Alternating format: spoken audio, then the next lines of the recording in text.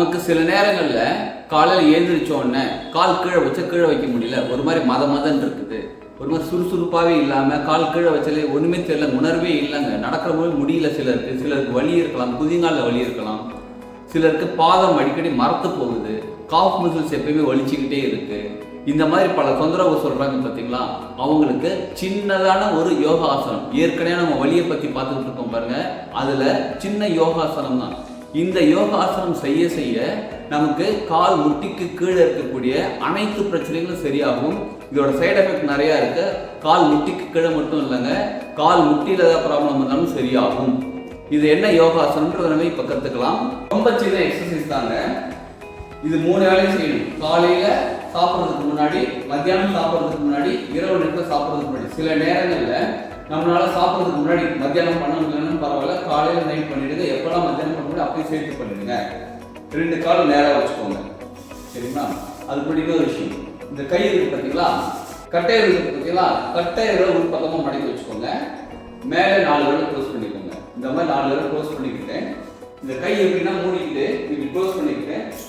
இந்த இடத்துல கிட்டத்தட்ட இடுப்பு இங்கே இருக்கு, இந்த இடத்துல கை வச்சுக்கணும். கை வச்சுக்கிட்டு என்ன பண்ணுங்க, கால் நேராக வச்சுக்கோங்க. வச்சுக்கிட்டு மெதுவா அப்படியே மேலே இருக்கு, இப்படி இருக்கணும்.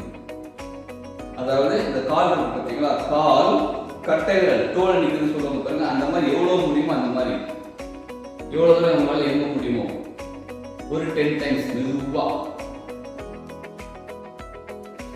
ஸ்லோவா, சரிங்களா? அதுக்கப்புறம் என்ன பண்ணுங்க, கால் முட்டி இருக்கு பார்த்தீங்களா, கால் முட்டியை முன் பக்கமா மடக்கணும். உங்களால எவ்வளவு தூரம் மடக்க முடியுமோ அவ்வளவு தூரம் மடக்குங்க. என்னால் இவ்வளவுதான் மடக்க முடியும் பரவாயில்ல, என்னால் இவ்வளவுதான் மடக்க முடியும் பரவாயில்ல, என்னால் நல்லா மடக்க முடியும் பரவாயில்ல. மெதுவா செய்யுங்க, எதுவாக இருந்தாலும் மெதுவா செய்யுங்க 10 டைம்ஸ், சரிங்களா? இதை முடிச்சுட்டு அடுத்தது கால் என்ன பண்ணுங்க, வி ஷேப்ல வச்சுக்கோங்க.